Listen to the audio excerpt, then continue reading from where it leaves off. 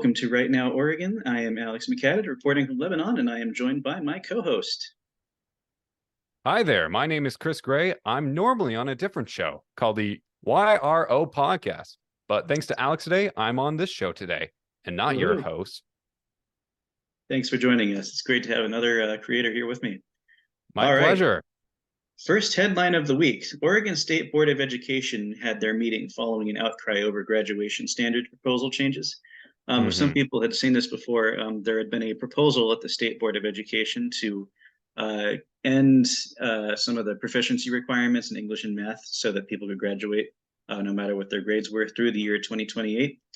Representative Tracy Kramer out of Jervis had sent out an alarm for people to go, hey, you should comment on this.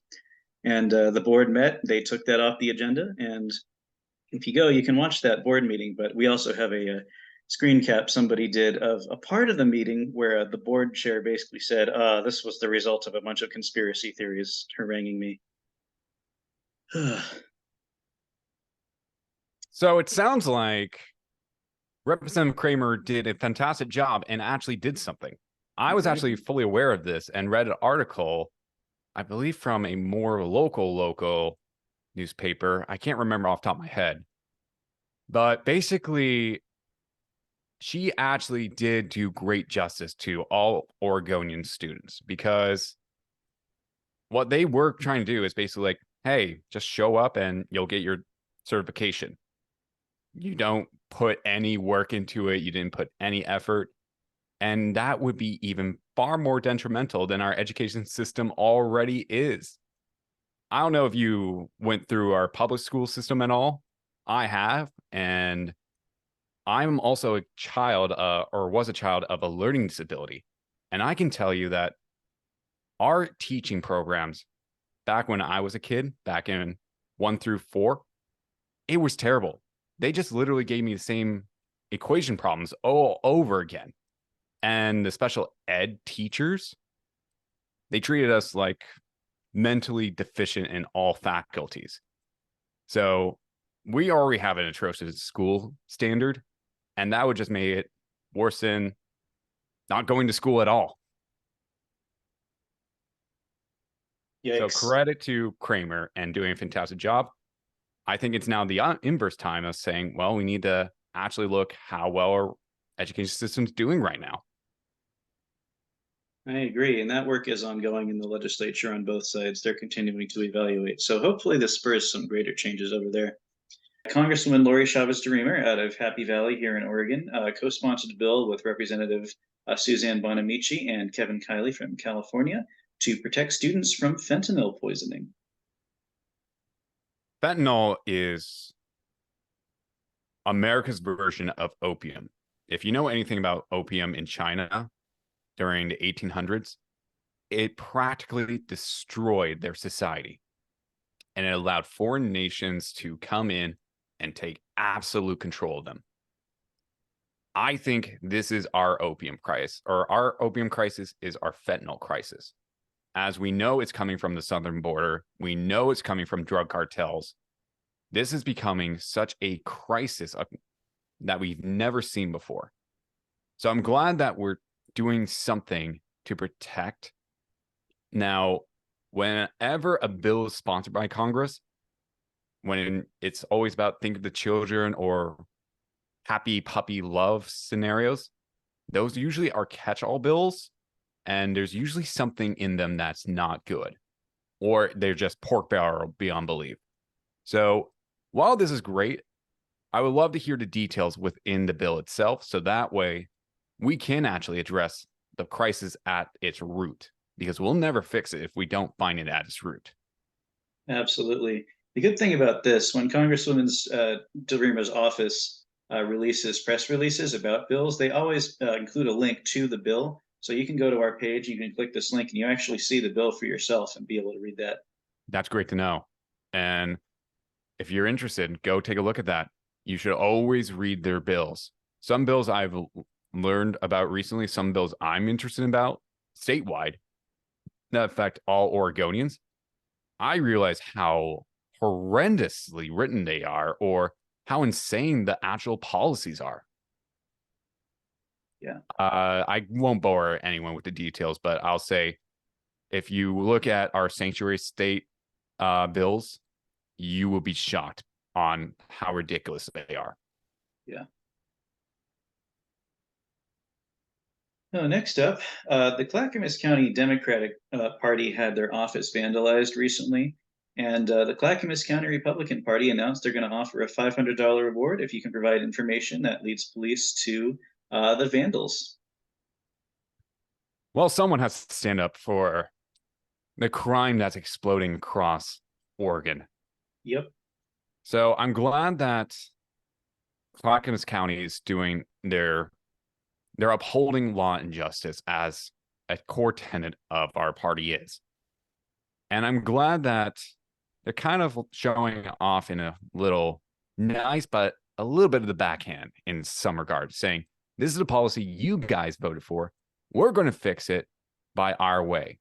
So it's a double blow to the Democrats where their policies now directly affect them. And now we come in and try to fix it.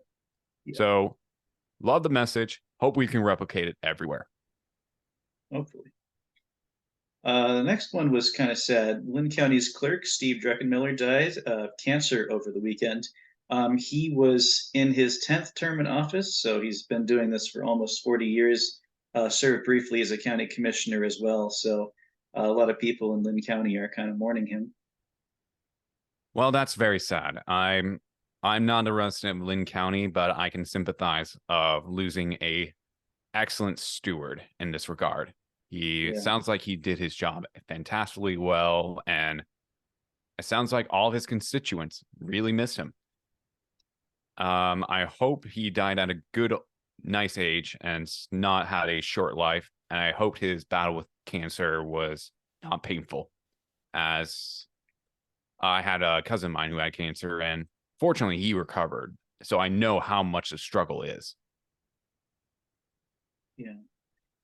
I know currently my work during the day, I'm the city manager of Sodaville, so I'm also the city's elections officer, and he always made sure that his staff were really good at helping us facilitate city elections. So he will be missed, but that's life. We all die. So we will I continue working with his believe office, and I think he set a good precedent for us to move forward with him. I believe Benjamin Franklin said it best. There are two things you can't avoid in life: death and taxes. You got it.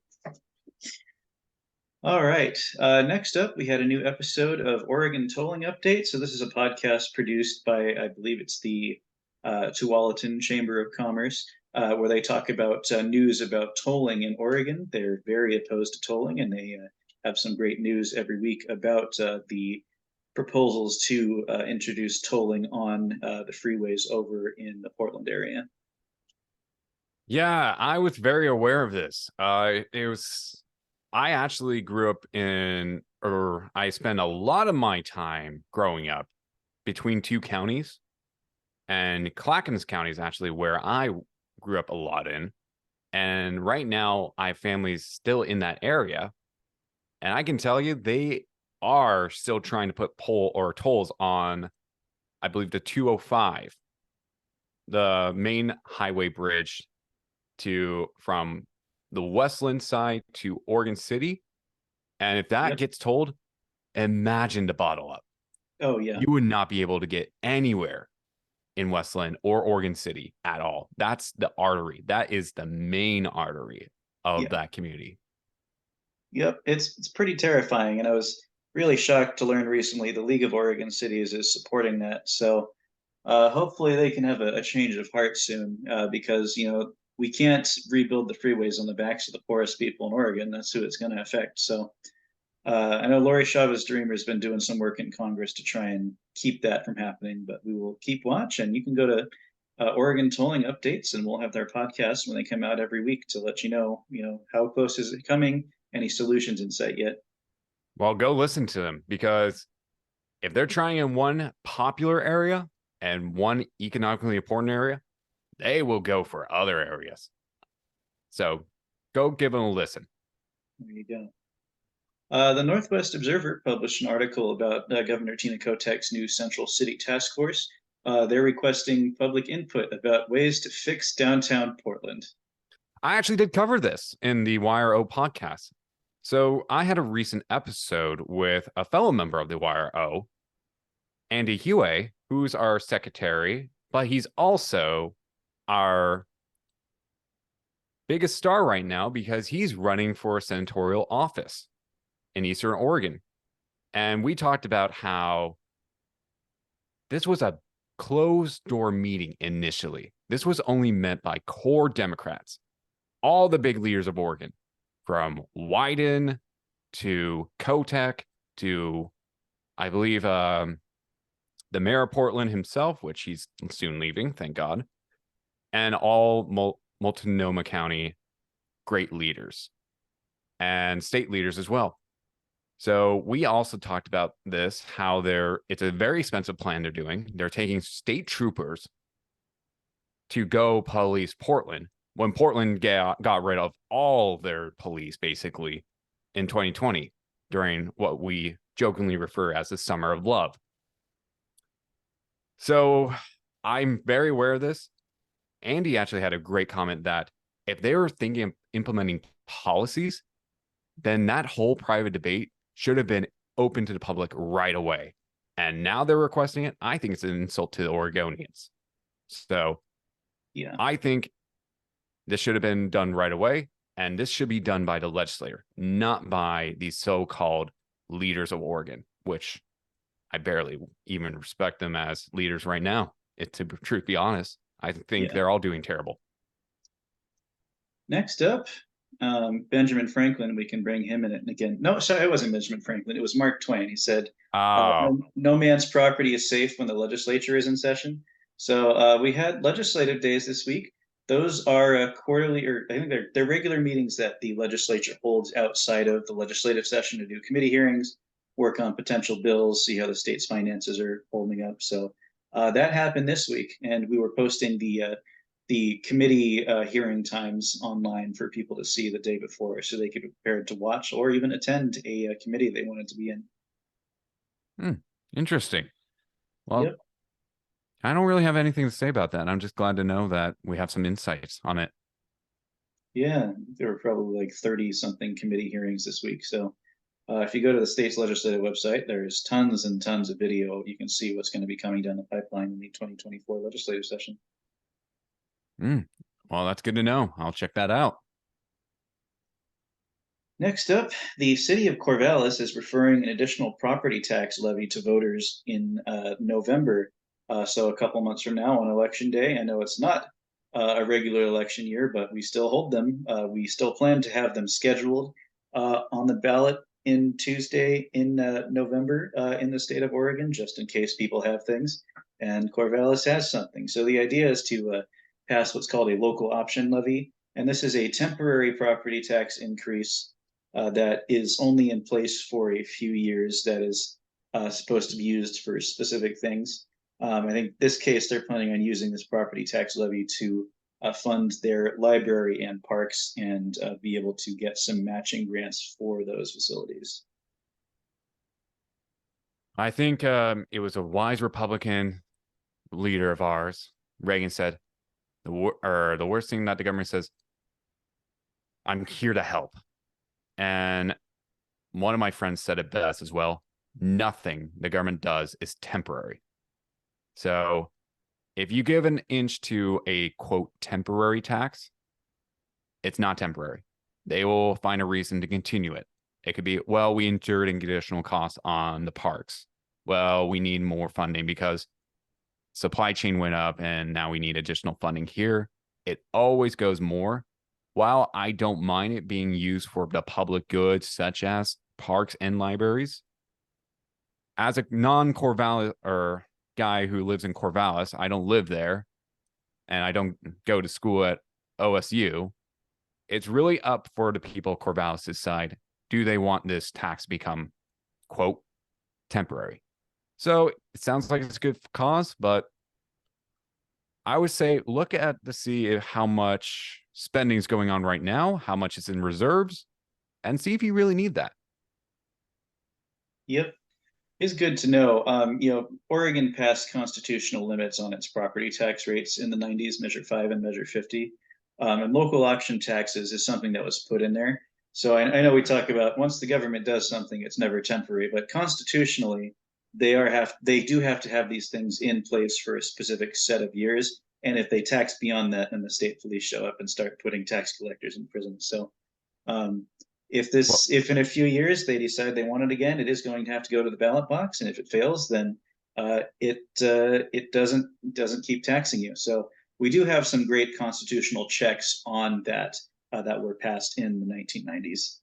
well, that's good. Though I would caution saying that while we do have legal ways to fight it, don't be afraid of those who are crazy enough to fight the fight. So always be aware that some people will go, nah, I don't care. Do it anyway. Yep. Well, next up, the Republican National Committee had its second Republican debate. Earlier in the week, the participants were announced, and then they had the debate. And I think YRO covered that on the podcast this week. That is correct. We did a episode about 2 days ago. It went up live yesterday, last night.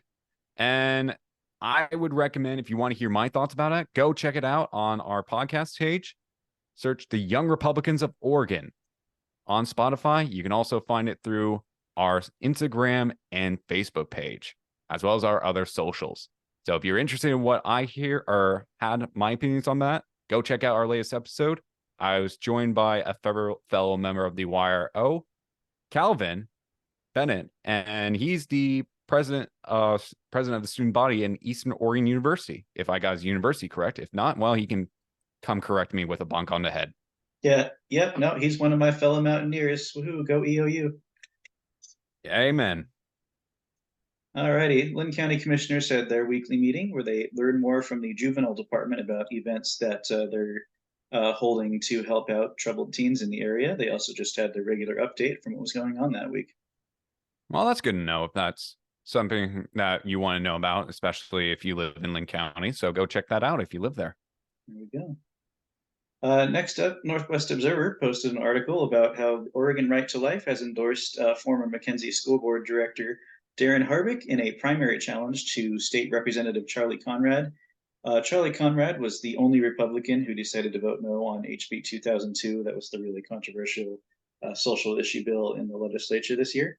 Harvick was the second place candidate in the Republican primary for U.S. Senate last year. So he's shifted gears to run here, and Right to Life endorsed him. Well, that's interesting. I would say that's up to the voters of that region decide who they wish.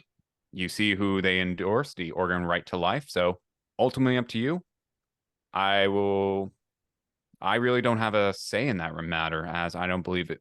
I'm a constituent in that matter. So go vote. Vote with your heart. That's right. So we're posting candidate filing updates every few days. If you go to our website, you can see the Secretary of State posts them, and we put them here, so it's a little easier to just click here and see. If you go to Oristar, which is the state's candidate and campaign finance registry, it takes a bit to actually get to see who's on the ballot. So we put it all in one nice, neat place, so you don't have to rummage through, 10 different links to finally get what you want. That's so great to hear. I am really wondering who's running right now. And besides the due diligent members of the YRO telling us, hey, who's running this way, that's internal docs within our organization. But having a public access is so important for the voters. And I think that's one of the most important things we've talked about all day. So go check that out. I know there's a few people running already, so I'm curious to see who's new because I want to see some new challengers. I want to see some good fight for seats, both state and federally. I agree. It's good to know the candidates that get posted so far. Right now, it's just limited to congressional seats, statewide offices, state legislature, judges, and district attorneys. So those are the ones that get posted on the state's website. Well, that's fair. You can't go every single county. So that one's on your due diligence. So hopefully your local party will tell you who's running where and what. Yeah, county clerks often do too, but we'll keep people posted. Next up, last week, the House Republican leader, Vicky Breeze Iverson of Prineville, resigned. from that position. This week, her replacement was elected, Representative Jeff Helfrich out of Hood River. Well, that's so great. It finally feels so refreshing to see an Oregonian take the lead. We have been, quote, blessed in some regards of chairmen of certain congressional groups. I believe Wyden is on either the communications or health Senate chair seat, something oversight, etc. But I'm glad that we finally have a Republican Oregonian taking a lead. So I look forward to seeing how Representative Helfrich does. So go Oregon. There we go. Next up, former House Republican leader Christine Drazen made an endorsement in the Congressional District 6 race. She endorsed former state senator Denise Bowles for that position. Interesting.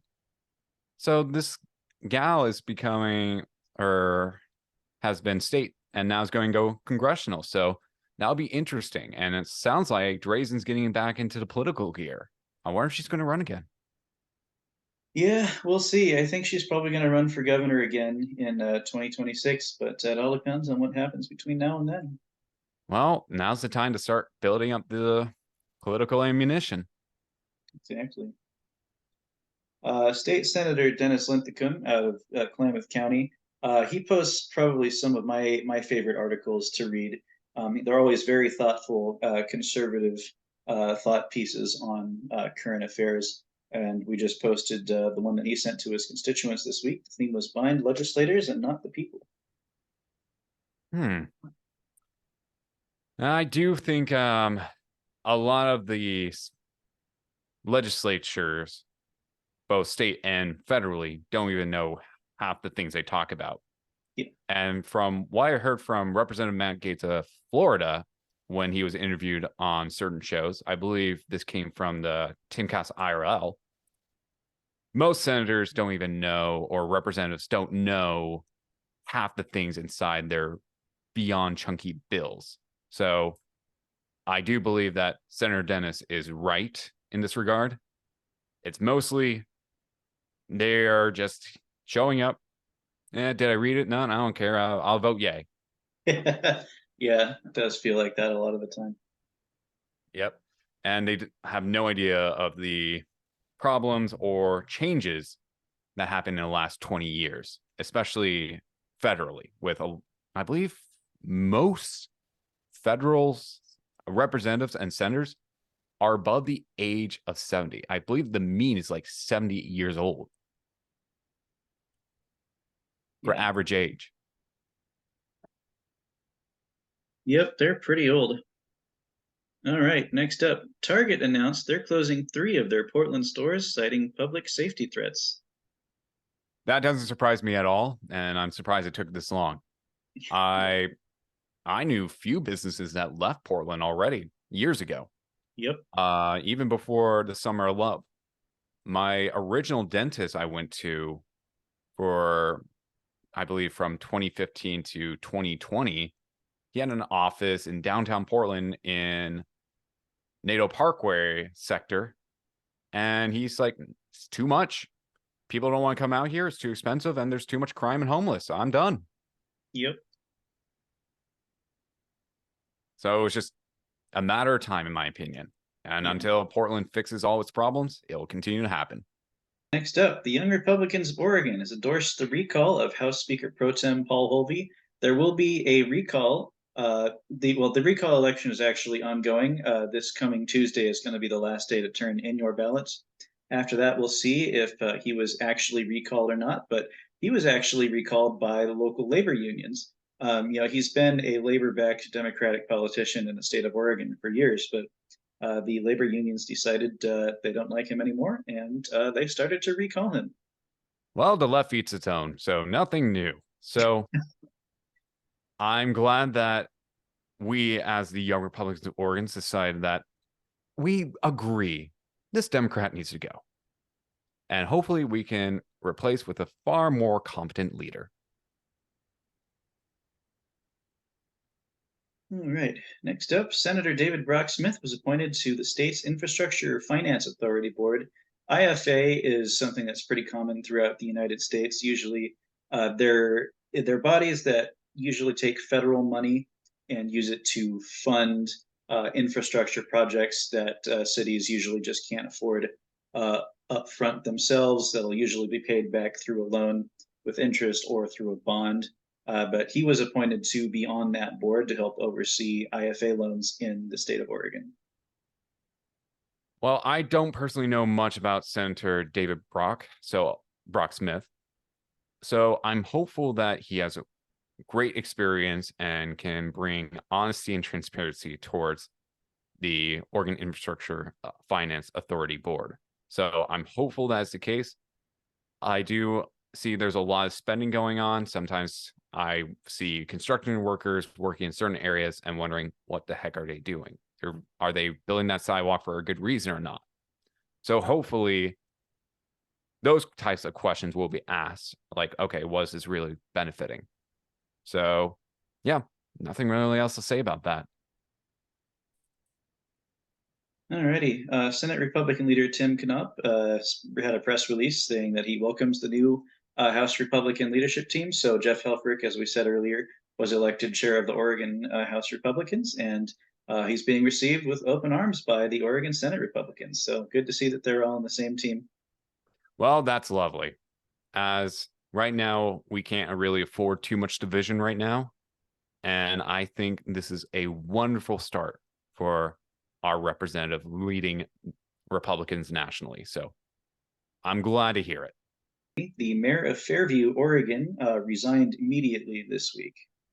Really? Usually, yeah, there usually ends up being like, I'm going to resign effective some sort of date, but he said, nope, I'm resigning immediately. And he says, yeah, I'm done with city government. He's been the mayor for a while and he's retiring. That is still strange. Usually, if you're resigning immediately and not serving out your term, there's some sort of fundamental factor. Does the article go into any detail about that? Not really. I actually just posted his press release about his resignation. Hopefully, uh, that city gets a new mayor soon, as you need someone to control the ship. Yeah. Well, thankfully in Oregon, the mayors really don't end up being the ones that govern the city itself. They're usually just the presiding officer of the council. So things should be able to continue moving even without him. They'll just get a new presiding officer here soon. Hmm. Didn't know that. Good to know. Um, Senator Lynn Finley posted a release. He's encouraging his constituents to attend a job fair this coming week in Ontario, October 4th. I believe it's specifically the Oregon Department of Revenue is trying to find more recruits to work for the state revenue collection operations. Well, I'm no finance guy, so I'm definitely not in that department. So if you have an interest in being part of the revenue department, go check it out. There you go. This week, the Oregon Water Resource Commission had a meeting on September 28th, 29th in Burns. It's great to see a state agency actually coming out into the communities they regulate rather than just, sitting in Salem, uh, governing from afar. So they actually had some business to do that was going to affect Harney County. So they held their business meetings in Harding County and had a chance to hear from the people there. Well, that's good. I'm actually glad to hear that because we Oregonians love our water. And if our water is not being properly treated, then we get very mad very quick. All right, next up, Representative Mark Owens was elected the deputy leader of the House Republican caucus. So we said earlier, Jeff Helfrich out of Hood River was the leader. Now Rep Mark Owens out of Crane, Oregon, and Harney County was elected deputy leader. So their slate came together. Oregon's now in charge, Republicans, There we but we're go. not Portlanders. We still love our republic. Yeah. The Northwest Observer had a great analysis this week about all the money the legislature is pumping into higher education. Can you give us a little spark notes on that? This primarily covered press releases from the Senate Democrats about what they're doing to fund higher education in the state of Oregon. The Northwest Observer staff kind of dug into this a little bit more, and they're saying even as the legislature is pumping more and more money into higher ed, their tuition rates are outpacing inflation, and it's kind of becoming unaffordable for many people. So they're making it too unaffordable for people to go to school. And because they're not getting revenue that way, they're going, hey, legislature, can you kick in the rest? Hmm. Yeah, and the cost of higher education has always been a problem for the past 20 years. I remember hearing about it in good economic times back in Trump's administration, where even Kramer said, Jim Kramer, NBC or CNBC said, these numbers are the best in our lifetime. And he said, or even in those good times, it was still expensive. I went to a University of Portland and I still had to pay a lot of money. Fortunately, my granduncle was super kind, and when he passed away, he gave me a lot of money for my education. So I'm eternally grateful to my granduncle. And I know so many people don't have that luxury, and they have to pay arm and legs and high costs. There's a reason why for young people, college debt is our number one issue. It's because that's an impressive debt. It is usury by definition. And I hope that we can find a better solution than just keeping interest rates high on college debt and everyone paying more than both their kidneys, liver, and heart just so they can live life. And it also hurts economic development, as young people will have to be financially, physically conservative to an extreme degree. Thus, they're not spending on nice houses, buying property, building families. It's not a good system. So hopefully this is a wake up point for the nation that we have a fundamental problem and it's time to change it so we can develop better people in America. That would be nice. All right, next up, some interesting news out of the continuing saga of the Baker City Council. So those who have been following this, so the Baker City Council has 7 members, and one of those members is chosen to be the mayor. So the mayor rotates among them every 2 years. They choose one of them to be the mayor, one of them to be the acting mayor. Earlier this year, 2 of the city councilors resigned. That was in August. So there were 5 left. And then last month, 2 of the other ones resigned. So then there were only 3 out of 7 city councilors. And that meant the remaining city councilors actually didn't have a quorum necessary to conduct city business. So state law says that when that happens, the mayor has to call a special election and is empowered to appoint a couple of kind of temporary councilors who are able to vote on matters necessary to get the special election running. You know, they couldn't do something like fire the city manager, but they could vote to authorize the budget changes necessary to get the money for it, that kind of thing. But the city's attorney released an opinion saying that no, the mayor can just appoint people to the vacancies. And a group of citizens, one started a recall against the mayor, and a couple of others sued the mayor and the city because they said, no, we're pretty sure the law says you have to have a special election. And the plaintiffs were represented by former Judge Vance Day.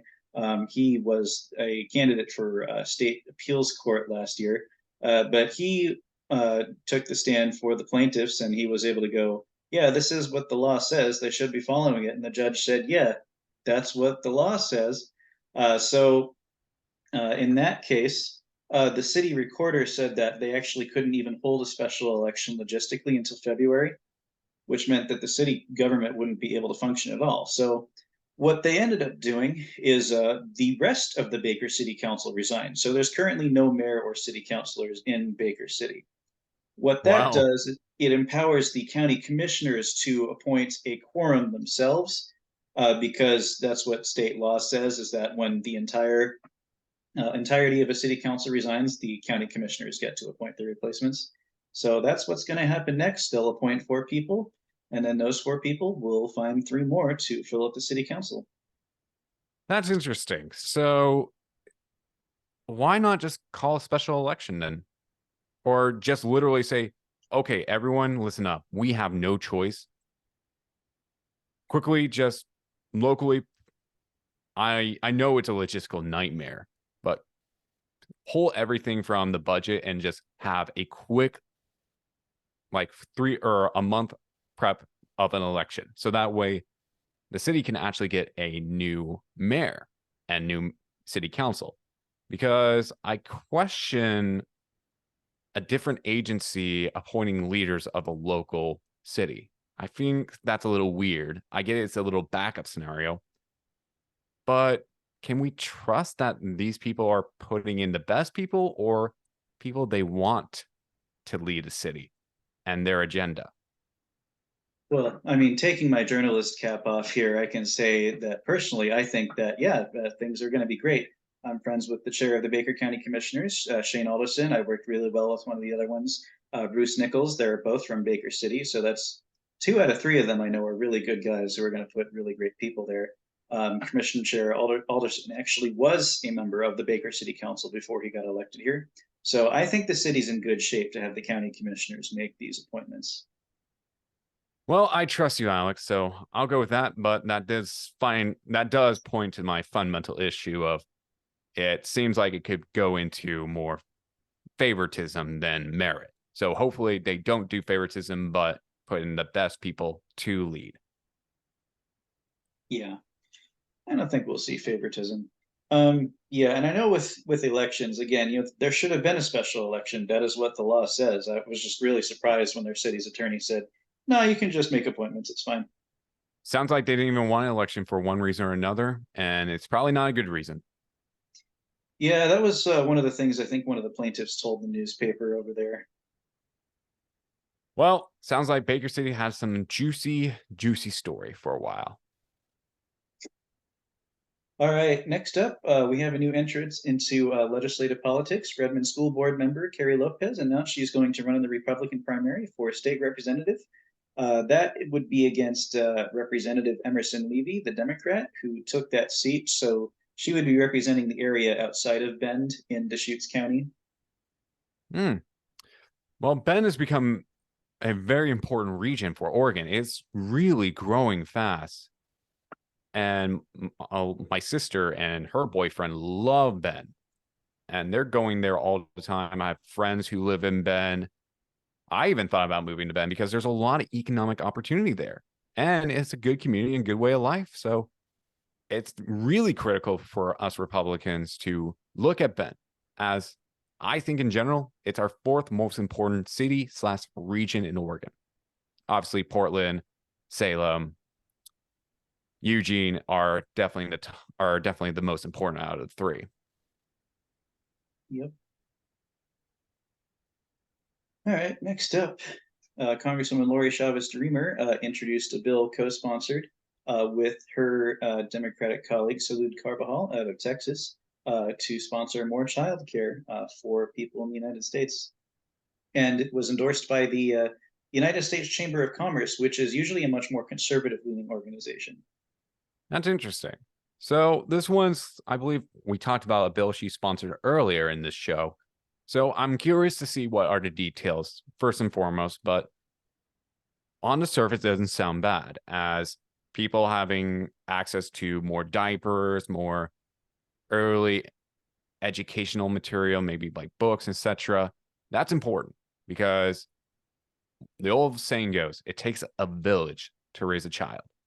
And we need to make sure our future generations are more than prepared to handle the troubles and anything that comes their way when we're old and in rocking chairs.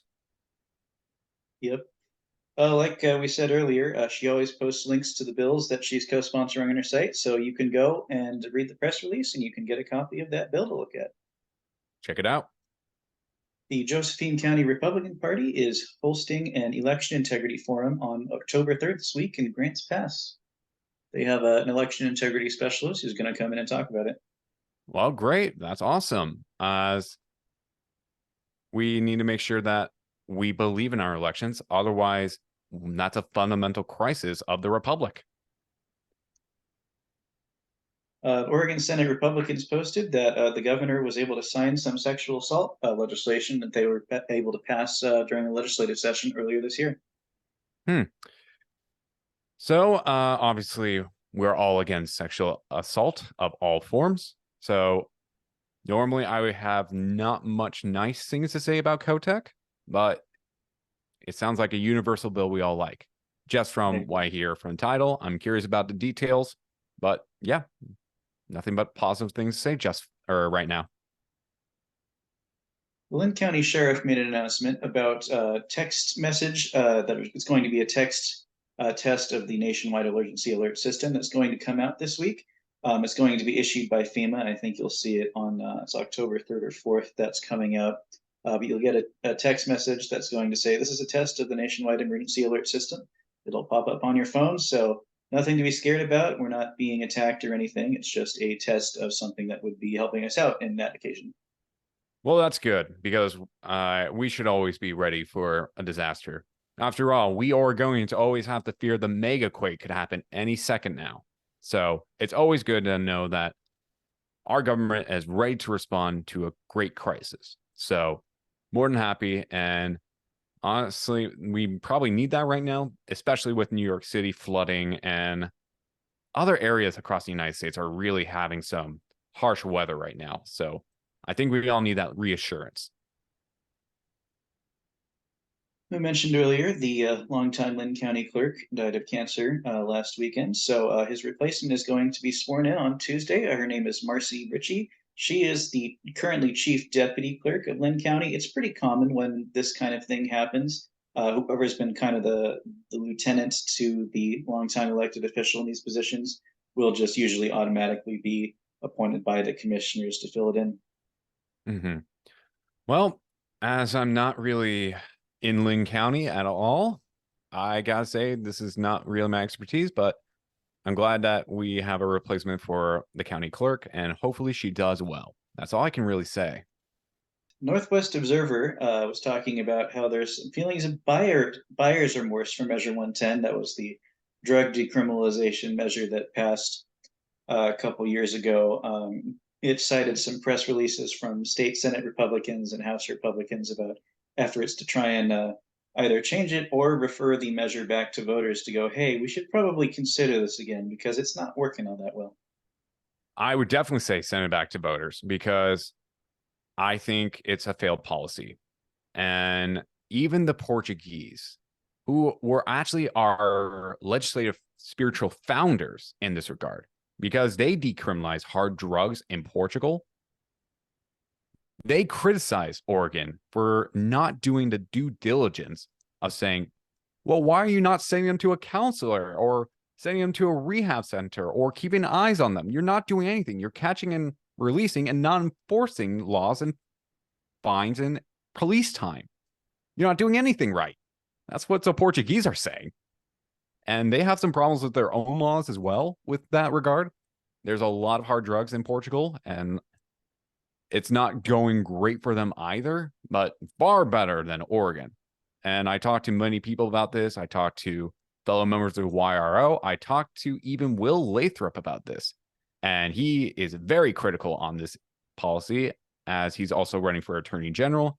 And we talked about multiple times around 60% of all these cases are coming in for Measure 110 related items, don't even get enforced. So I think it's a complete failure and needs to be fundamentally rethinked entirely.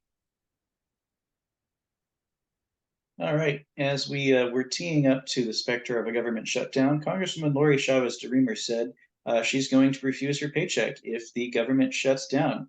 Um, that was her response to, hey, if Congress isn't doing its job, Congress shouldn't get paid. I fundamentally agree with that in all aspects. And credit where credit's due. A representative, Demir, she is doing her office justice.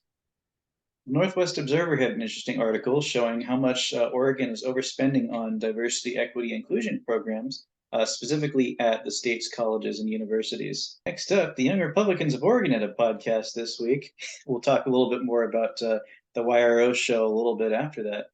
Mm-hmm. Um, let's see. Oh, and the last story of the week that we posted was the Rational Republican, one of the podcasts on Right Now Oregon, interviewed Andy Huey for Senate District 29. Yeah. And I wish Andy all the best. And I helped him out as well by having a show with him about a week ago as well. And we talked about some current issues, what he believed. So I'm glad that Andy's getting as much press time as he can get. And he's been working like a workhorse. So credit where credit's due. He's doing everything he can, and nothing but best wishes for his campaign.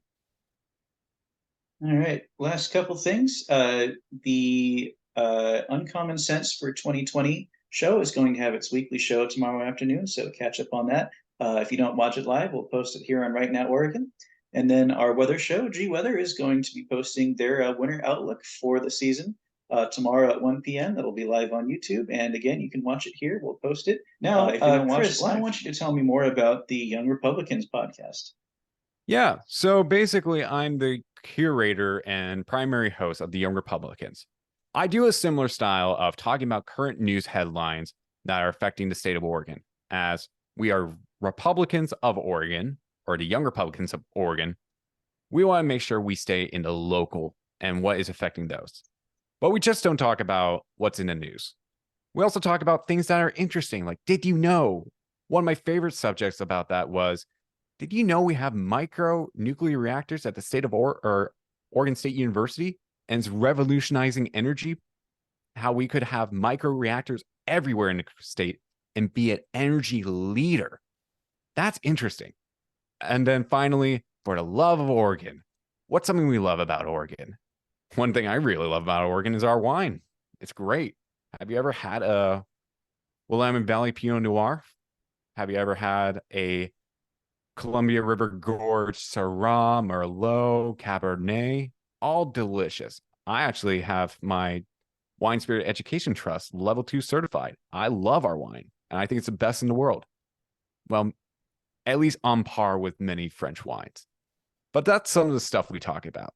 So if you're interested in learning about local news, a little bit of some interesting insights, either of something that's going on in the state that's not political, or learning more about policies, etc., and just hearing something great about our state, then come listen to us at the YRO podcast.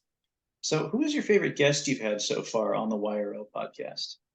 That's, I would have to say, sorry to our fellow members of the YRO, Will Lathrop. I really did not know much about Will until I did my interview with him. And that was a really interesting show. And his experience and insight was fascinating to me. So I would say he was my favorite guest thus far, but I do enjoy everyone I have on the show.